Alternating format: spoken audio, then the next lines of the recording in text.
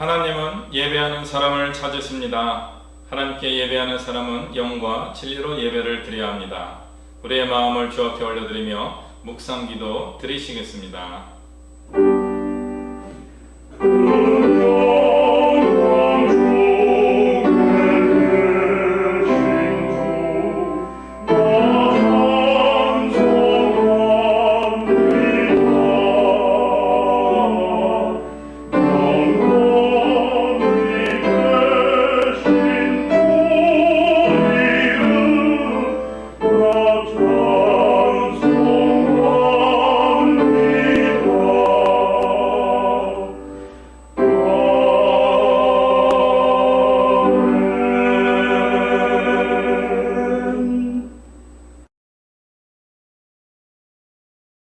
찬송가 399장 우리 찬양하겠습니다.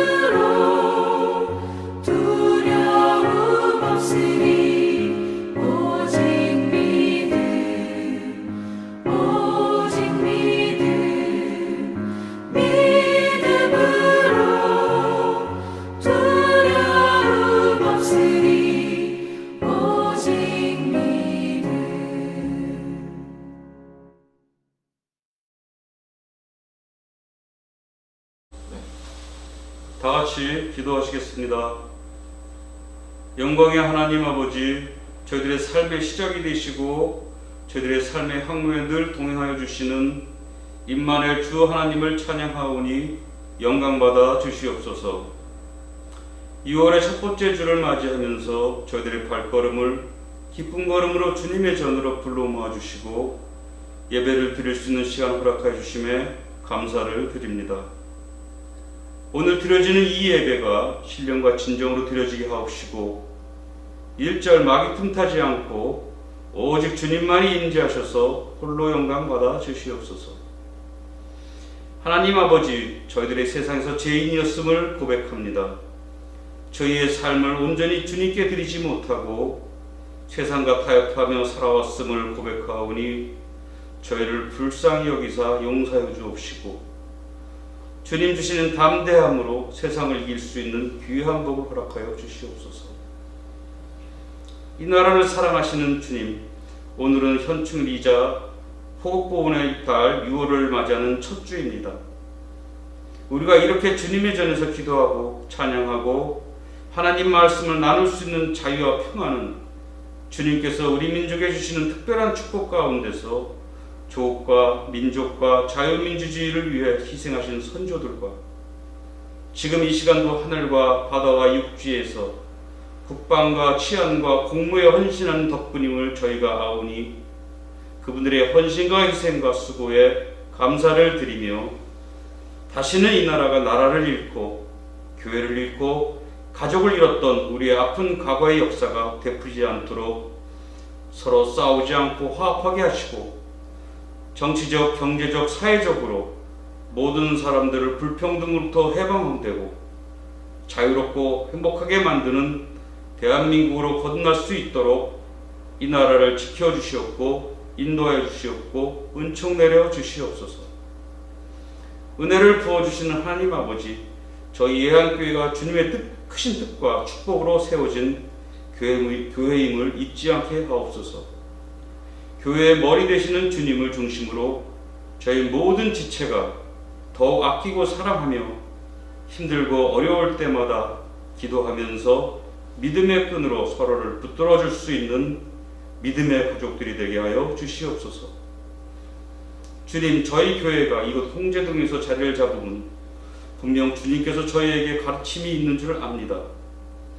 이곳에서 가난하고 어렵고 외로운 이웃을 위해 주님이 가르쳐주신 사랑을 실천하는 교회가 되게 하옵시고 전도의 사명으로 죽어있는 생명을 구하며 전 교인이 할렐루야 아멘을 외치며 늘 살아 숨쉬는 교회로 성장시켜 주시옵소서. 이 시간 담임 목사님을 위하여 기도합니다. 하나님의 교회, 하나님의 일꾼 되시기를 저희들 중에 제일 앞에 서 계시는 목사님의 영육간에 강건함을 허락하셔서 어떤 일을 하든지 늘 주님께서 함께 하시며 혹여 어려움이 있거나 난간이 있다 하더라도 주님이 주시는 지혜와 명철하심으로 극복하고 항상 승리하는 영광을 베풀어 주시옵소서. 주시는 말씀마다 은혜 받게 하시고 말씀으로 기도로 위안받고 응답받는 귀한 예배가 될 수 있도록 역사하여 주시옵소서. 이 자리에 같이 있지는 못하지만 영상으로 참석하는 모든 예한교인을 기억하여 주시옵고 가정과 그들의 사업과 학업 위에도 늘 주님이 축복의 기름 부어지는 가정과 사업과 학업으로 번창하게 하시옵소서. 우리 예한의 가족들이 어느 곳에 있든지 저희 심령에 깊이 새겨져 있는 예한의 가치와 사명으로 한 마음으로 하나 되게 하시고 한 시간 한 장소에 모여서 함께 예배드릴 수 있는 날이 속히 올 수 있도록 코로나 위협으로부터 안전하게 지켜주시옵고 부디 건강하고 행복한 모습으로 하루빨리 만날 수 있도록 주님 역사하여 주시옵소서. 주님, 저희들의 찬양을 온전히 주께 바치오니 영광 받아 주셨고 찬양 대원과 예배를 준비하는 모든 손길들을 주님께서 기억하심에 축복과 은총을 더하여 주시옵소서. 지금은 시작하는 시간이 오니 마치는 시간까지 오직 주님만이 인지하셔서 홀로 영광 받으시길 원하오며 예수님의 이름으로 간절히 기도하옵나이다. 아멘.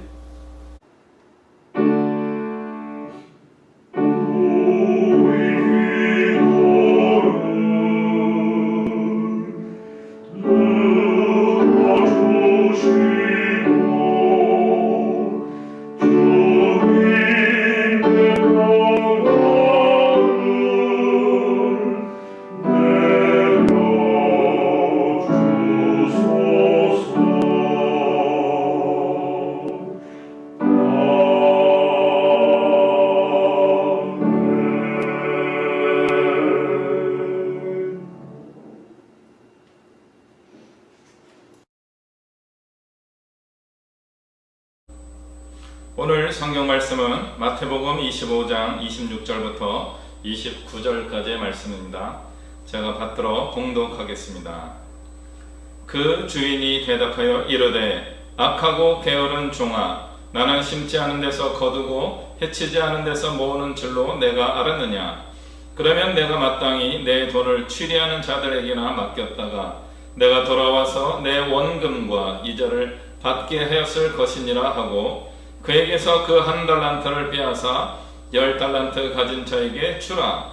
무릇 있는 자는 받아 풍족하게 되고 없는 자는 그 있는 것까지 빼앗기리라. 아멘.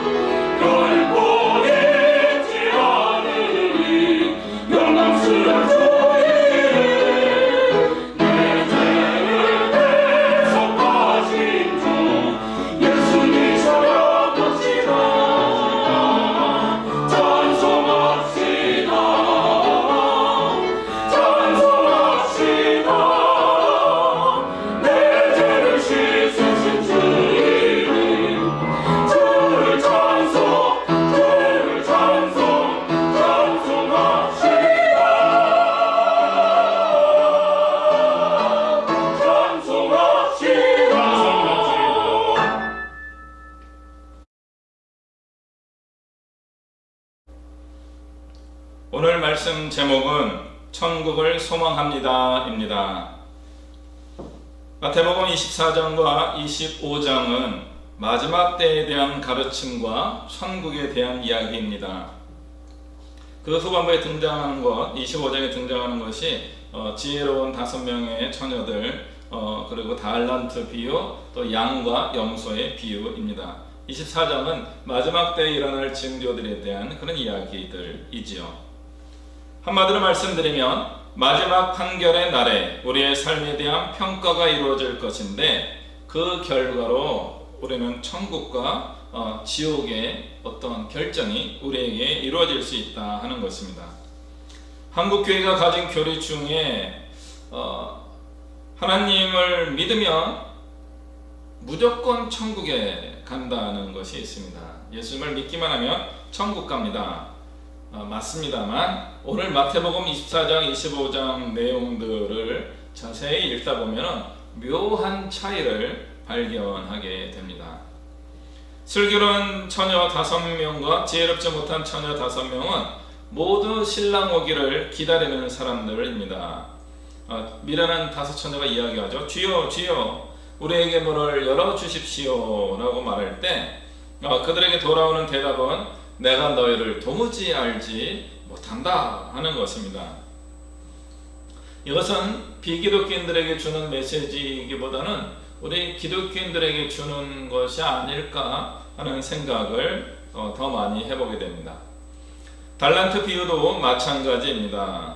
한 달란트 가진 사람을 유대인이나 비기독교인이라고 생각할 수도 있겠지만 문맥상에서 보면 그리스도인이라고 봐도 가능해 보입니다. 대신 그들 사이에 약간의 차이가 있죠. 5달란트, 2달란트, 1달란트의 구분이 있습니다. 그 달란트의 규모를 알게 된다면 1달란트 받은 사람이 결코 적은 액수를 받은 게 아님을 알 수 있습니다. 그 당시 달란트는 금이나 은의 무게를 재는 단위였습니다. 금 1달란트가 은 한 15달란트 정도였다고 합니다. 고대의 그 화폐를 이야기하는 게 굉장히 쉽지 않습니다. 과연 그게 얼만큼인지 우리가 가늠하기가 쉽지 않은데 우리의 상상력을 발휘해 보도록 하겠습니다. 한 3,000세겔 또는 4,500세겔 정도 된대요. 그러니까 이제 조각은이나 조각금의 무게를 의미하는 것입니다. 이거를 그 당시 로마의 동전이나 그리스 동전으로 환산하게 되면은 한 데나리온, 이게 로마 단위입니다. 또는 한 고드란트 라고 하는 드라크마, 한 드라크마라고 했을 때 그것이 노동자 하루 품삯이라고 합니다. 그래서 한 9,000 드라크마 또는 9,000 데나리온 정도로 추산할 수도 있고요. 조금 더 확대하면요, 9만 데나리온 정도가 된다고 합니다. 이게 얼마큼인지 잘 모르겠어요. 365로 대충 나누게 되면요, 9,000 데나리온, 9,000 드라크마 하면은 24년 이상을 꼬박 모아야 되는 액수입니다. 하루 우리가 8만 원도 일용직이라고 봤을 때 시간당 10,000원을 번다고 해서 8시간 근무한다고 보면 8만 원만 계산해도 한 달에 한 3, 8에 24, 240만 원 정도 번다라고 하고, 물론 매일 일해야 그렇게 봅니다. 그 금액을 곱해 보면요, 8억 원 정도, 한 7억 원 정도의 돈입니다. 9만 데나리온으로 보게 되면 한 72억 원 정도까지 올라가게 돼요. 그러니까 금 1달란트가 결코 적은 액수가 아니다 하는 것을 우리가 잊지 않아야 됩니다.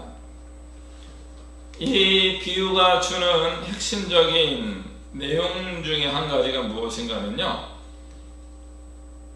주인이 이 3명의 종들에게 달란트를 나눠줍니다. 5달란트, 2달란트, 1달란트 이렇게 나눠주면서 그냥 한마디도 안 해요.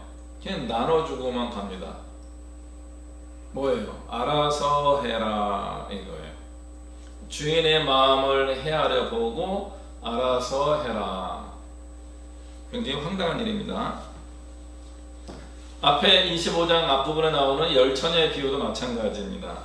일반적으로 이스라엘에서 결혼식이 저녁에 이루어질 때가 많이 있다고 합니다. 그런데 신랑 좀 늦기도 한다는 거죠. 그런 걸 감안하고라도 이 여성들이 기다렸는데 기다려도 너무 늦게 온 거예요. 신랑이 늦게 온 거죠. 귀책 사유가 누구에게 있습니까? 신랑에게 있는 겁니다. 그런데 그 문제에 대하여 미련하다고 평가를 받은 사람은 누구예요? 5명의 처녀예요. 여분의 기름을 준비하지 않은 것이 잘못되었다 하는 것이 예수님의 가르침입니다. 하나님의 문제가 아니라 우리 인간의 문제라는 거죠. 몰랐어요. 우리의 통념에 의하면 이렇게 하는 게 맞았기 때문에 나는 이 정도 준비했는데 신랑이 늦게 온 거잖아요. 내 잘못이 아니에요 라고 이야기할 수 있습니다.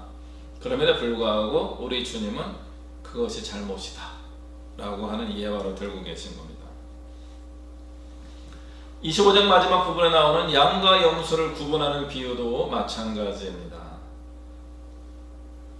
거기 분명히 믿음의 사람들로 이해할 수 있어요. 양과 염소로 구분되는 그 사람들은 어떤 기독교적 삶을 다 잘 살아왔는데 예배도 드리고 헌금도 드리고 봉사활동도 많이 했는데 마지막에 최후의 심판 자리에서 양과 염소로 다시 구분된 걸로 보여집니다. 그때 우편에 있는 양으로 구분된 사람들은 뭐예요?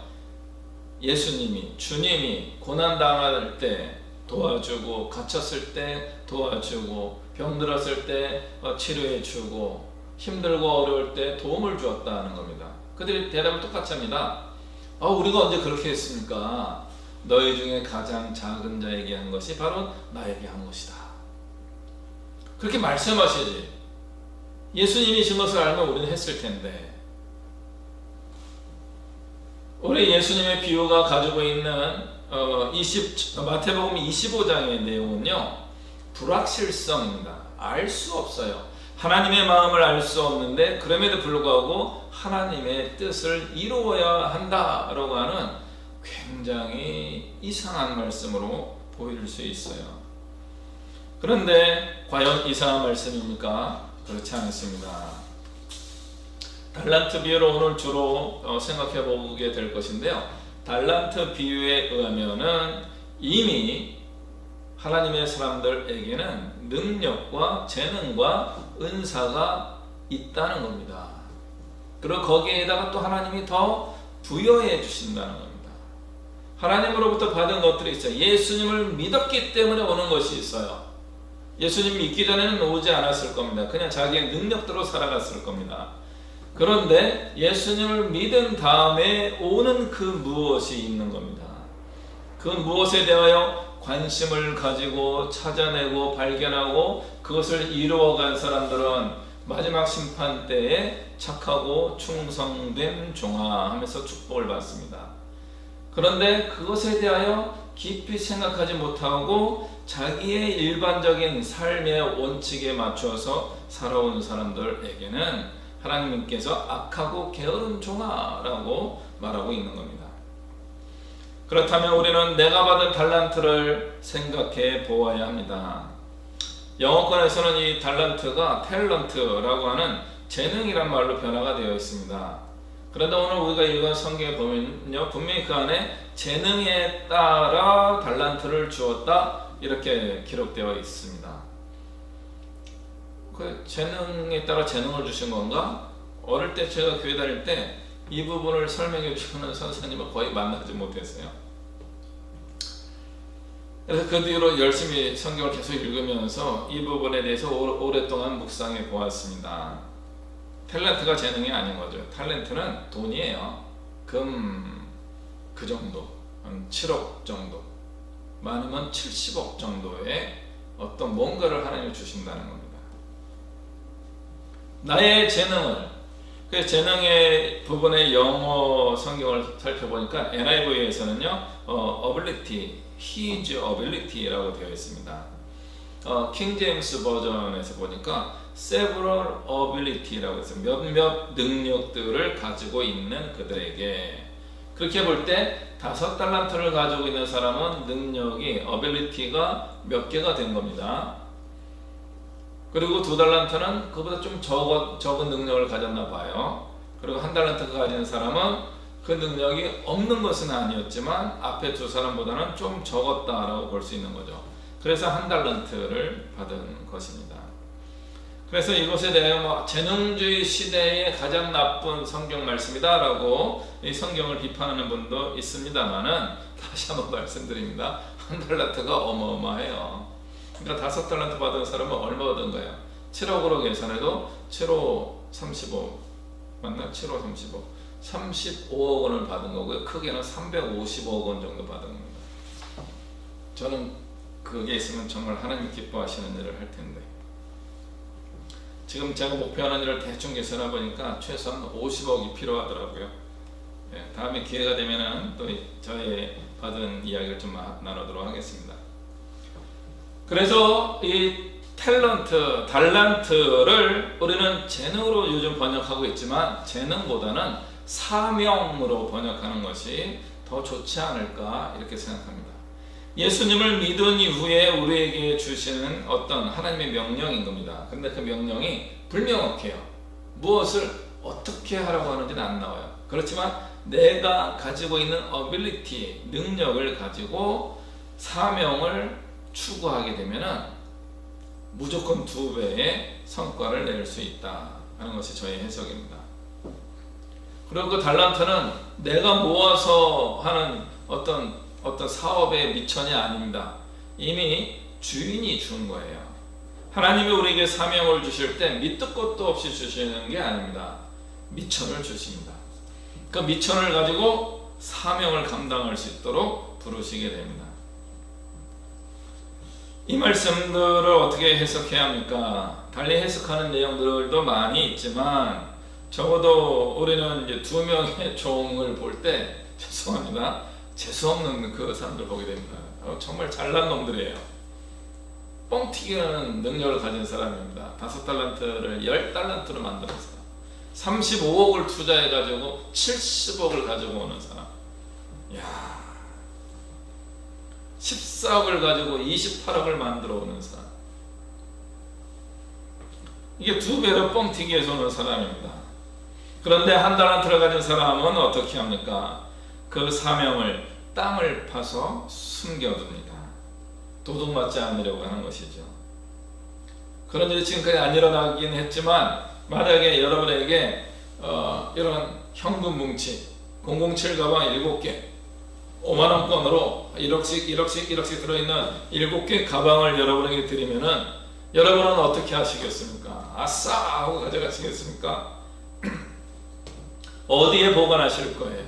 그 돈을 어떻게 사용하실 겁니까? 그 자금 출처에 대해서 어떻게 증명하시겠습니까? 1달란트 받은 사람은 그것이 너무나 부담이 된 겁니다. 금덩어리 한 봉투 한 자루를 받은 그 사람이 너무나 부담이 돼가지고 땅을 파서 묻어둡니다. 그리고 주인이 올 때까지 본인도 잊어버리고 도둑도 못 찾고 그렇게 세월이 흘러가게 됩니다. 그리고 주인이 돌아오자 그 1달란트를 잘 기억해내서 파내가지고 주인에게 돌려준 겁니다. 1달란트 가진 사람이 얼마나 위험한 일을 한지 아시겠죠? 자기 집 마당도 아니고 어딘가에 땅을 파서 묻었는데 혹시 누가 봤다면 우연히 비가 와서 산사태가 났다. 물론 이제 중동 지역이니까 뭐 그렇게 이스라엘 지역이 그렇게 비가 안 올 수도 있습니다. 그래서 강 쪽에서만 좀 범람이 일어나겠지만 뭐 웬만하면 발견 못할 수도 있습니다. 그러다 혹시 발견해서 누가 파가면 어떡하려고요? 성경에는 그런 예화들이 조금씩 있습니다.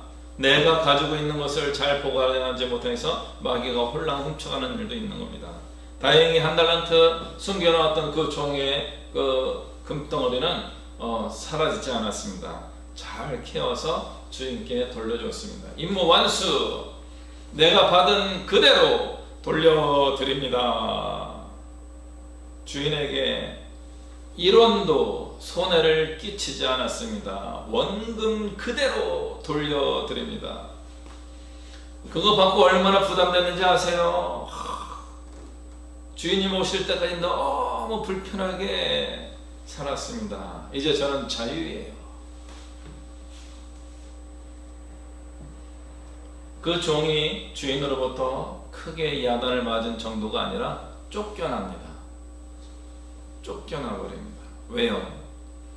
주인의 마음을 헤아리지 못하는 종이었기 때문에 그렇습니다. 예수님을 믿는다는 것은 이런 의미가 담겨 있다고 생각해 보셔야 되는 겁니다. 하나님의 마음을 헤아려야 되는 겁니다. 우리의 마음은 주님 내 마음을 알아주세요 라고 하는 그런 기도를 많이 하고 계시지만 우리는 반대 일도 해야 되는 거예요. 주님의 마음은 과연 어떠신가? 이런 관심을 가져야 되는 겁니다. 물론 우리가 육체적 능력이라든가 여러 가지 상황에 맞춰서 못할 수도 있어요. 그런 사람에게는 또 거기에 맞는 하나님 주신 사명이 있습니다. 죄송합니다. 못한다는 말 하지 마시기 바랍니다. 할 수 있습니다. 우리 주님은 할 수 있는 만큼의 일을 주시는 분입니다.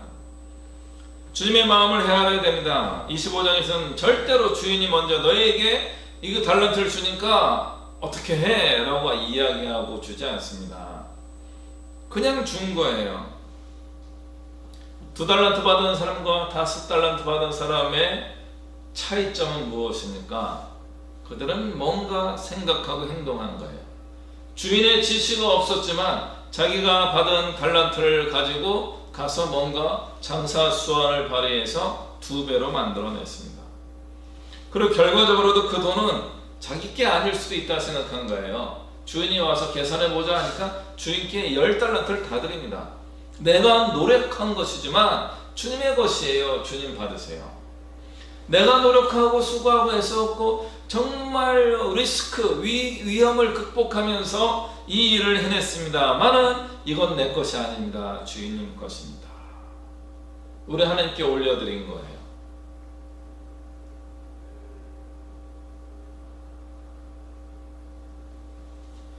그런 사람들이 칭찬을 받습니다. 착하고 충성된 종아, 작은 일에 충성했으니 더 큰 일을 맡기겠다. 그리고 주인의 즐거움에 참여해라. 웰컴. 더욱더 깊은 곳으로 초대합니다. 하나님의 일을 감당하는 사람들에게 오는 축복이 바로 이것입니다. 그것이 언제 천국에서요? 천국에서뿐만 아니라 이 땅에서도 그런 은혜와 축복이 이루어지게 됩니다. 주님 주신 일들, 사명을 잘 감당하게 되면 하나님께서 점점 더 큰 일도 감당하게 하십니다. 맡겨주십니다. 누가복음에서는 열무나 비유에서는 10골 다스리는 골들을 주시기도 합니다. 그런데 그들은 2달란트 받은 자와 5달러 받은 자들이 열심히 하는 것과 비교해서 1달란트 받은 사람은 정말 합리적인 생각을 한 거예요. 가장 잘한 선택일 수 있습니다. 그 위험 요소를 최대한 제거하고 그걸 유지하고 지킨 겁니다. 그런데 그게 잘못된 거죠. 2달란트 받은 자와 5달란트 받은 자들에게 굉장히 좋은 능력이 있었던 것 중에 하나가 무엇인가 하면 창조적인 일을 시도한 겁니다. 지혜로운 15명의 자녀들에게 있었던 일은 무엇입니까? 통상적인 결혼식이었다면 이 정도로 충분했을 기름을 가지고 온 겁니다. 등잔 안에 그 등 하나로 충분히 가능했습니다. 그런데 그들은 혹시나 하는 마음으로 다른 기름 그릇 하나를 더 준비했습니다. 왜 5대5일까요? 예화이기 때문에 그랬습니다. 실제 있었던 일이 아니에요. 우리에게 주는 가르침, 동화와 같은 이야기입니다. 그런데 거기에 예수님이 주시는 메시지가 있는 거죠. 뭡니까? 그럼에도 불구하고 지혜로운 5 처녀처럼 행동해야 합니다. 조그만 그릇에 그 기름을 더 준비하는 일을 우리는 뭐라고 부를 수 있어요? 다양하게 부를 수 있지만 그걸 잉여라고 합니다. 남기는 겁니다. 남을 수도 있는 일을 자기 돈을 위해 투자하는 거예요. 왜 내 돈을 투자해서 그 결혼식에 비용을 들여야 되는 겁니까? 나중에 보면 압니다. 미련한 5 처녀가 어떻게 해요? 얼른 시장통에 가서 기름을 사와요. 주변에 준비할 수 있는 기름이 없었던 게 아닙니다. 근데 문제는 뭐예요? 미리 하지 않았기 때문에 그렇습니다.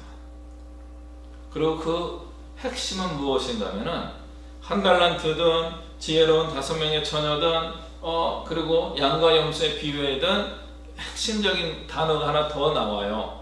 작은 일에, 적은 일에, 조그만 것에 소홀하지 않았던 그 사람이 하나님께서 인정하는 큰 사람이다 하는 것입니다. 디테일이라고 이야기합니다. 디테일, 섬세하고 전문가적인 그런 부분을 이야기합니다. 디테일에 우리가 많이 약합니다. 그런데 하나님의 일을 할 때는 이 디테일에 강해야 돼요. 큰 것만 보던 사람들 이 작은 걸 자꾸 발견해야 됩니다. 작은 걸 소홀히 하다가 우리는 하나님의 뜻을 놓칠 수 있을 뿐만 아니라 어기는 사람이 될 수 있습니다.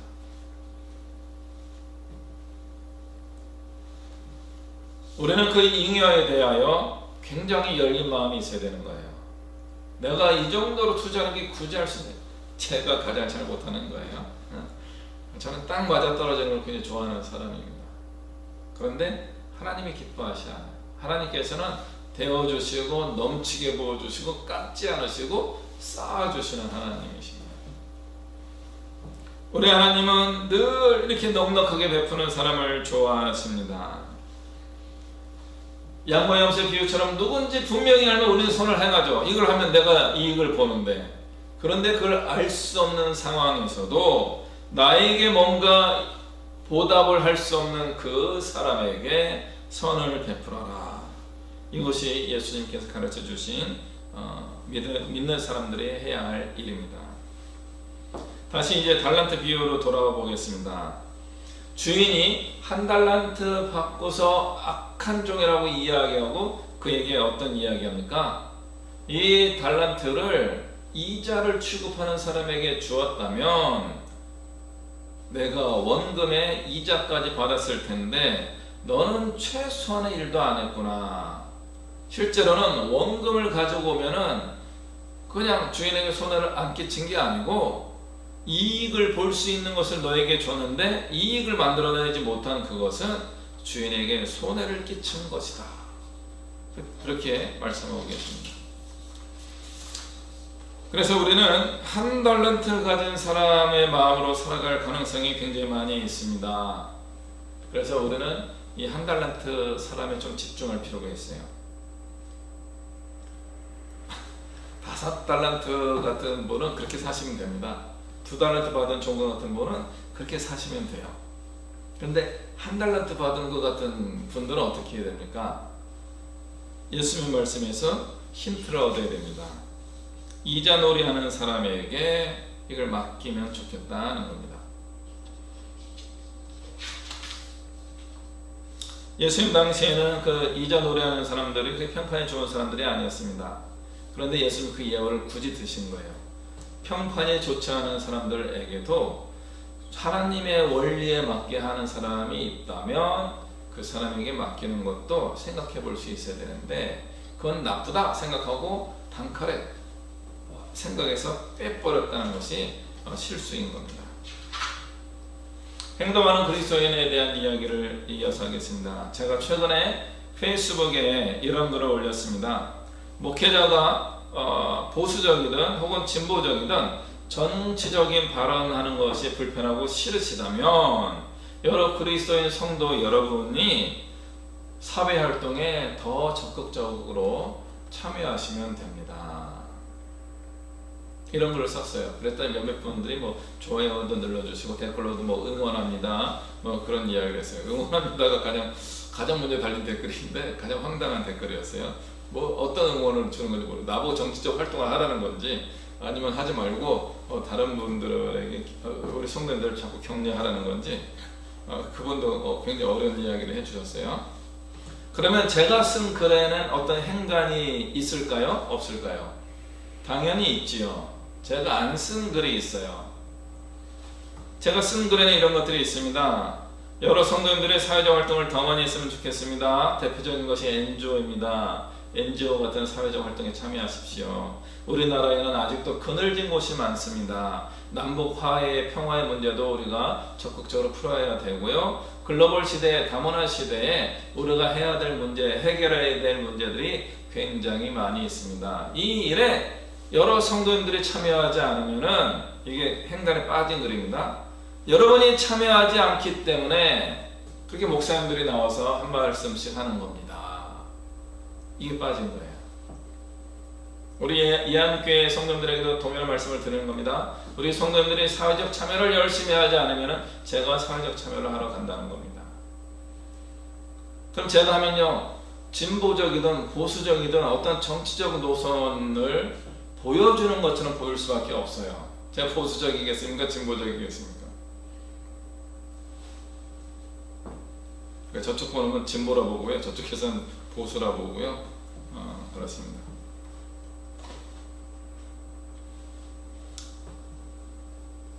여러 성도님들이 사회적 활동을 하지 않는다면, 그렇기 때문에 우리 사회에서 목사님들이 사회적 발언들을 계속하고 있는 겁니다. 역사적으로 지난 기독교 100년의 한국 기독교 100년의 역사에서 최근 50년, 60년 사이에 목사님들과 신부님들과 스님들이 나와서 정치적 발언을 하는 이유는 무엇입니까? 여러분이 안 해서 그래요. 여러분들이 그런 일을 적극적으로 하고 있지 않기 때문에 그런 분들이 자꾸 나오는 겁니다. 그들이 하는 이야기가 좋다 나쁘다가 아니에요. 좋은 면이 있고 항상 양면성을 가지고 있습니다. 그럼 어떻게 되는 겁니까? 우리 전 국민이 사회적 참여를 더 많이 해야 됩니다. 우리나라와 민족이 더 발전하기 위해서는 우리 국민들이 정치와 사회와 문화에 더욱더 적극적으로 참여해야 됩니다.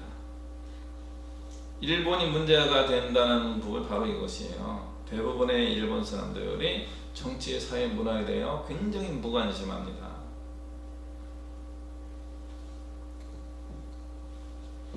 여러분의 사회적 활동의 규모가 커지면 목회자들의 목소리가 작아져요. 지금은 여러분이 활동 안 하기 때문에 그분들의 목소리가 크게 들리지만 상대적으로 우리 성도님들의 참여가 많아지게 된다면 우리 목사님들의 목소리는 10명 중에 1명이었던 목소리가 100명 중에 1명, 1000명 중에 1명의 목소리로 바뀌기 때문에 그들의 영향력은 줄어듭니다. 줄이자 그런 뜻만은 아니에요. 특히 우리 목사님들이 말씀과 기도에 전념하고 싶다는 사도행전에 나오는 사도들의 고백의 실천을 해야 하기 때문에 그렇습니다. 우리 성도님들의 영적인 구원의 문제를 잘 도와주기 위해서는 저와 같은 목회자가 말씀과 기도에 전념해야 되는 겁니다. 그런데 왜 제가 자꾸 사회적 참여를 하고 있는 겁니까? 우리 성도님들이 그런 일에 덜 참여하기 때문이다 라고 생각합니다. 우리 예한교회 성도님들하고는 제가 이제 충분히 그 상황을 잘 돌아보지 않았기 때문에 우리 교회를 두고 하는 것은 아닙니다. 우리 한국 교회를 두고 말씀드리는 것입니다.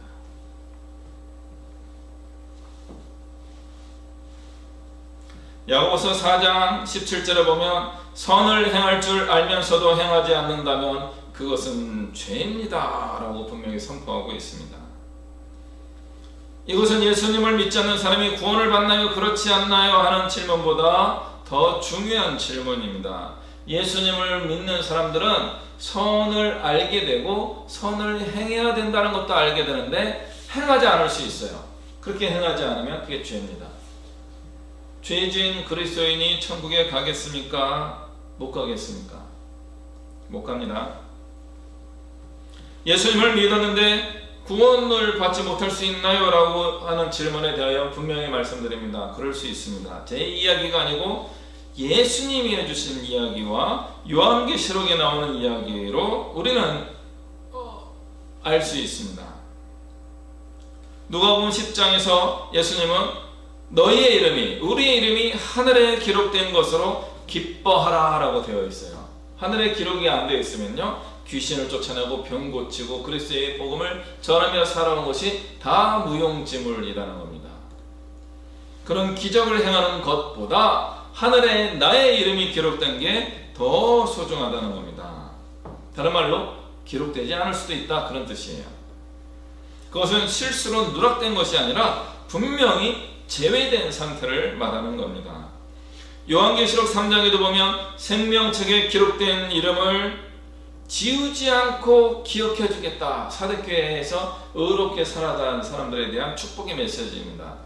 옛날 번역에서는 흐려지지 않고, 요즘 개혁개정에서는 지우지 않고, 다른 말로 이야기는 뭐예요? 지울 수도 있다 하는 뜻입니다. 생명책에 우리 이름이 기록되었다고 끝이 아니에요. 그 이름을 주님께서 엑스피하고 막 지워서 안 보이게 할 수도 있는 겁니다. 주님 오시는 그날까지 흰옷 입은 사람, 착한 인실로 옷 입은 사람으로 살아가야지만 우리의 이름이 흐려지지 않고 더욱더 선명하게 주님 앞에 드러나게 될 겁니다. 그래서 바울도 빌립보서 2장에서 두렵고 떨림으로 너희의 구원을 이루라. 우리의 구원을 두렵고 떨림으로 완성해야 된다. 그런 뜻입니다. 구원의 시작은 믿음으로 시작됩니다. 예수님을 믿으면 구원받습니다. 그러나 예수님 믿고 죄를 지으며 지옥 갑니다. 우리는 구원 믿는 것으로 구원이 완성되지 않습니다. 구원의 완성은 이건 이제 말씀드리기 어려운데 굉장히 해석의 여지가 많이 있기 때문에 행함들이 같이 가야지만 구원의 완성이 이루어집니다. 행함이 없는 믿음은 죽은 것입니다. 과연 우리는 어떤 일을 행해야 구원을 얻을 수 있습니까? 우리가 상상하는 그 일을 다 하면 됩니다. 첫 번째, 스스로 하는 것입니다. 주님은 어떤 말씀도 없으셨죠? 지시하신 적도 없습니다. 그래서 내 마음에 어떤 깨달음이 오면요, 그냥 그걸 하면 돼요. 주님의 마음으로 느껴지는 그 일이 생각나거든 그 일을 하면 되는 겁니다. 나의 이익이 아니라 하나님이 기뻐하시는 일을 생각하고 그것을 하면 되는 겁니다. 내 마음에 깨달음이 있다면 기름을 더 준비하는 거예요. 남들은 왜 그렇게 해? 시간 낭비야, 돈 낭비야, 그냥 이만큼만 하면 돼 라고 이야기할 때 아니에요, 저는 조금 더 해볼게요, 그렇게 하는 겁니다. 달란트 가진 사람처럼 나가서 장사하고, 양과 염소의 비유에 나오는 것처럼 내 주변에 있는 가장 작은 자, 어려움을 겪는 자들을 기억하며 그들을 선대하고 선을 베풀고 예수님의 사랑을 펼치는 겁니다. 그것이 바로 우리의 구원을 완성해 가는 과정입니다. 그런데 만약 한 달란트 가진 사람과 같은 마음이 들면 어떻게 합니까? 이거 하다가 사고 나면 어떡하지? 문제가 되면 어떡하지? 투자했다가 다 손해를 맞으면 어떡하지? 그럴 때 어떻게 하면 좋겠습니까? 이익을 만들어주는 그 사람에게 맡기는 겁니다. 저에게 맡겨주시면 됩니다. 저 같은 사람에게 맡기시면 됩니다. 저 같은 사람이 꿈꾸는 일에 동참하시거나 후원하게 되면은 하나님의 일에 동참하고 하나님께 이익을 드리는 사람이 될 수 있습니다. 그러나 다시 한번 말씀드리지만 이거는 최선책이 아니고 차선책입니다. 두 번째 선택지예요. 첫 번째 선택지는요, 내가 하는 것입니다. 그런데 차선책도 주님께서 말씀해 주셨기 때문에 고민해 보시기 바랍니다. 가장 좋은 것은 내가 하는 것이지만 차선책도 찾아봐야 되는 겁니다. 내가 가진 달란트를 누군가에게 제공하는 겁니다. 그에게 맡기면 그가 잘 알아서 이익을 만들어서 주님께 돌려드릴 것입니다. 그러면 저에게 오세요. 뭔가 맡기고 싶은 마음이 있으시면 저에게 오셔요. 제가 그러면 같이 대화하고 하나님이 기뻐하시는 일을 찾아드리고 그 일을 할 수 있도록 도와드리겠습니다. 여러분의 시간과 물질을 제게 맡겨주시면 제가 잘 사용해서 하나님 나라를 이루는데 앞장서겠습니다.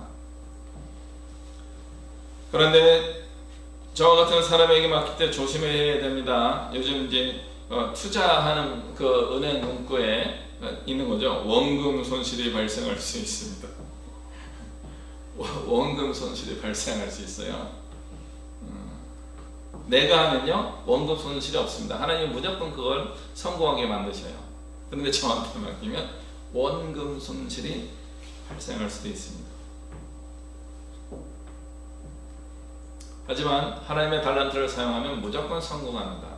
하나님의 뜻을, 하나님의 사명을 행하면 무조건 성공하게 되어 있습니다. 그래서 스스로가 2배의 이익을 만들어서 하나님께 돌리는 사람이 되던가, 아니면 원금과 이자 정도만 하나님께 돌리는 사람이 되든가, 그 수준의 차이가 좀 있을 뿐입니다. 그럼에도 불구하고 하나님은 그 정도도 기뻐하실 것입니다. 그러나 다시 한번 경고의 말씀을 드리지만 악인에게 여러분에게 달란트를 맡기면 안 됩니다. 그것이야말로 진짜 원금 손실에다가 천국 상실로 이어질 수 있습니다. 오늘 성경 말씀에서 유추할 수는 없지만 세 번째 유형의 사람이 있어요. 다른 사람을 늘 시키는 사람이 있어요. 자기가 해야 되는데 5달란트, 2달란트 자기가 해야 되는 거예요. 근데 자꾸 다른 사람을 시키는 사람들이 있어요. 제가 그런 분들 많이 만나봤습니다. 제가 오늘 이렇게 있을 때 많이 봤는데요. 그런 분들 오면 이렇게 얘기해요. 전도사님, 이거 한번 해보면 어떨까요? 아, 좋은데요? 이거 꼭 해야 돼요. 정말 소중한 일이고 하나님이 기뻐하시는 일이에요. 아, 전도사님 이거 꼭 해주세요. 아, 그래요. 같이 해봅시다. 그래서 본인은 사라져요. 그리고 저는 일이 2개가 돼가지고 너무 힘들어요. 일을 만드는 분들이 있습니다. 눈에 보이기엔 그게 하나님의 일이었던 거죠. 근데 하나님의 일인데 저 사람이 하면 좋겠다고 저 사람이 자꾸 주는 거예요. 그게 은사인 분들이 종종 있기는 합니다. 나눠주는 은사가 있어요. 그런데 중요한 게 있어요. 같이 참여해야 되는 거예요. 그걸 안 하게 되면요, 예수님께서 정말 신랄하게 야단치셨던 율법학자 바리새파 사람처럼 되는 겁니다. 이런 말씀이 있어요. 화 있을진저 화 있을 것이다. 너희 율법학자들에게는 화가 있을 것이다. 너희도 견디기 힘든 짐을 사람들에게 지워주고 자기들은 손가락 하나도 그 짐에 대려고 하지 않기 때문이다. 누가복음 11장 46절에 분명히 예수님이 그렇게 분노해서 선포하십니다. 일을 만들고 본인은 일을 하지 않으면요, 그 일은 잘못된 겁니다. 그런 사람과 함께한 일들은 안 하셔도 됩니다. 내 일을 해야 되는 겁니다. 남의 일을 해주는 게 아니에요. 저 같은 사람들은 이제 여러분의 일을 같이 해나갈 수 있는 사람이긴 합니다. 그런 어떤 간절함이 있다면 꼭 찾아오세요. 저하고 같이 말씀 나누시면 됩니다. 자, 하나님이 기뻐하실 만한 좋은 생각이 나셨으니까 다른 사람 시키지 마시고 본인이 앞장서시기 바랍니다. 그 사람은 5달란트, 2달란트 받은 사람처럼 큰 일을 이루게 될 것입니다. 한 20년 전부터 우리 한국 교회에 크게 유행하고 요즘은 꾸준히 뭐 이렇게 하는 것 같긴 하더라고요. 그 이름 무엇일까요? 예, 은사 발견 세미나라는 것입니다. 좋은 것이기 때문에 우리 예한교회도 기회가 되면 이걸 한번 시도해 봤으면 좋겠습니다. 은사 발견 세미나.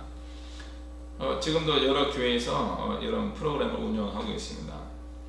그래서 은사는 기프트, 선물을 의미합니다. 고린도전서 12장에 나온 표현이지요. 하나님이 우리에게 하사한 하사품이라는 의미입니다. 그래서 gift of the spirit, 그래서 하나님이 성령님이 주신 선물이라고 번역되기도 합니다. 여기에 뭐 병 고치는 은사, 방언과 예언하는 은사, 지혜의 말씀의 은사, 지식의 말씀의 은사, 뭐 이런 다양한 성령의 은사들이 기록되다가 고린도전서 13장에 더 최고 좋은 은사를 소개하겠습니다. 그게 뭐죠? 고린도전서 13장 맞아요. 사랑장입니다. 사랑의 은사입니다. 성령 안에서 사랑의 은사를 이루시는 분이 되시기 바랍니다 라고 하면서 고린도전서 13장에서 사도 바울이 우리에게 전해주는 귀한 가르침을 주고 있습니다. 교회 안에 그리고 모든 그리스도인들은 독특한 자기만의 은사가 있어요. 하나님이 주시는 선물이에요. 성령님이 주신 선물이에요. 그걸 잘 사용하는 겁니다. 그것이 능력, 어빌리티일 수도 있고 재능, 탤런트일 수도 있습니다. 그것이 다양하게 어우러져서 사용될 때 주님의 뜻이 잘 이루어지는 정말 조화가 잘 이루어지는 교회와 어떤 신앙 공동체가 되는 것은 확실해 보입니다. 교회는 한 가지 일만 하는 곳이 될 수도 있고 다양한 일을 행하는 곳이 될 수도 있습니다.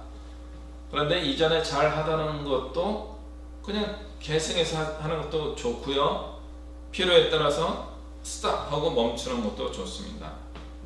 과거에 했다가 멈춰진 것이었는데 어느 날 이거 다시 했으면 좋겠다 라고 한다면 잘 발굴해서 새롭게 시작할 수도 있습니다.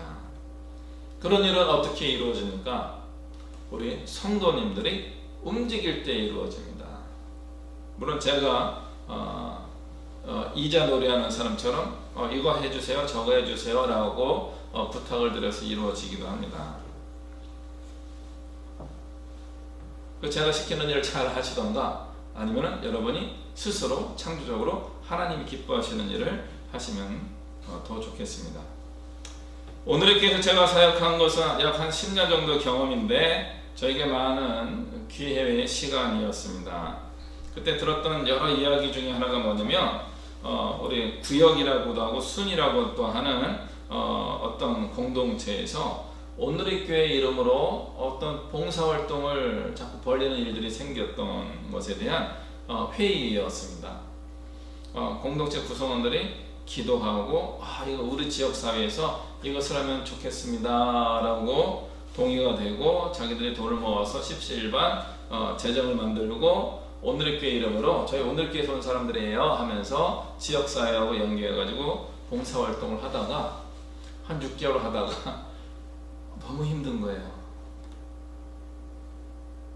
그래서 이 일을 교회가 맡아주면 좋겠습니다 하고 온 거죠. 그때 이제 마침 회의할 때 제가 들었던 겁니다. 당시 담임 목사님이 이런 이야기를 하더라고요. 일단은 오늘의 교회 이름으로 했기 때문에 우리가 한번 받아줍시다. 그러나 여러 부목사님들 자기 공동체 손에 가서 분명하게 말씀하시기 바랍니다. 여러 성도님들이 좋은 생각으로 시작한 그 일을 오늘의 교회 이름으로 하지 마시기 바랍니다. 이걸 전하라는 겁니다. 이게 첫 번째 지시사항이었습니다. 그럼 어떻게 됩니까? 그냥 하는 거예요. 하나님이 기뻐하시는 일이다 하면은 그냥 하는 거예요. 어떻게? 예수님의 이름으로 하는 겁니다. 교회의 이름으로 하는 게 아닙니다. 예수님의 이름으로 하는 겁니다. 두 번째 결의하고 지시된 내용이 무엇인가 하면은 다음번부터 이런 일이 생기면 교회가 그 일을 받아주지 않겠습니다. 거절하겠습니다. 교회의 평판이 나빠진다고 할지라도 교회 이름으로 하는 것에 대해 반대합니다 라고 하는 결의가 있었습니다. 그럼 우리는 어떻게 하면 좋겠습니까? 주님의 이름으로 하는 겁니다. 예수님의 이 이름으로 하는 것입니다. 그래서 열심히 하시면 됩니다. 그래 힘에 붙이면 어떻게 하시면 좋겠어요? 그만하셔도 됩니다. 우리 예수 믿는 사람들이 정말 어려움을 겪는 것 중에 하나가 주님의 이름으로 했다가 그걸 끝내지 못하는 거예요.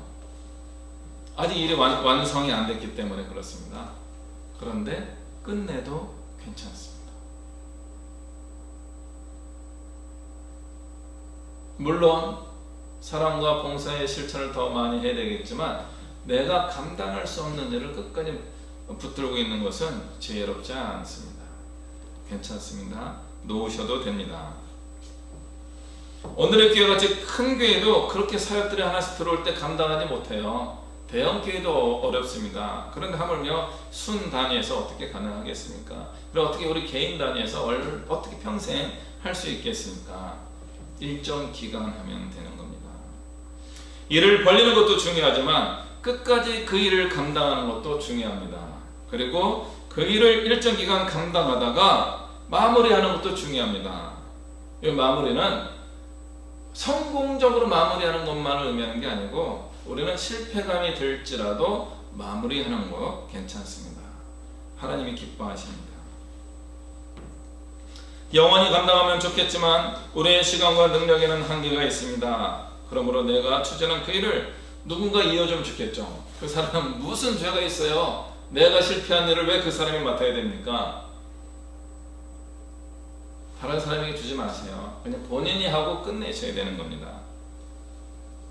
5달란트, 2달란트를 1달란트의 사람을 더 나눠주고 할 필요 없고 또 누군가에게 1달란트를 줘가지고 부담을 줄 필요가 없어요. 저같이 이익을 잘 발생하는 사람에게 맡기면 됩니다. 여러분이 감당하다가 끝나면요, 그것 자체로 이미 2달란트, 4달란트, 10달란트를 이룬 결과가 된다고 주님은 인정해 주실 것입니다. 저는 그렇게 믿어요. 나는 실패감을 가질지 몰라도 하나님께서는 잘했다, 성공했다, 너에게 더 큰 구호를 맡기겠다, 이렇게 하실 것입니다.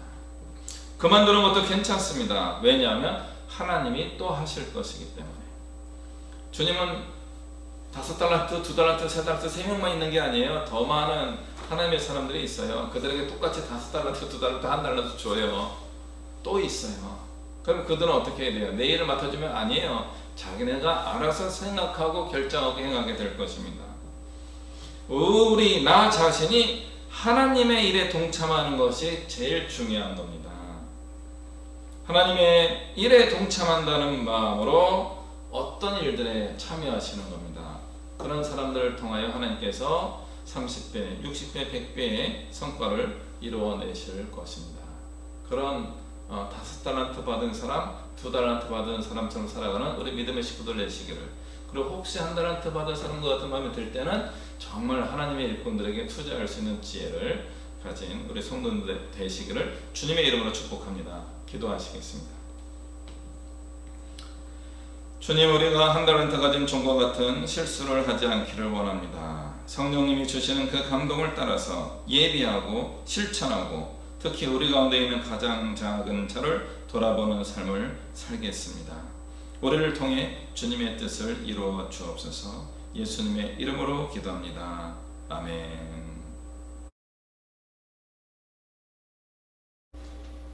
찬송가 360장 찬양하겠습니다.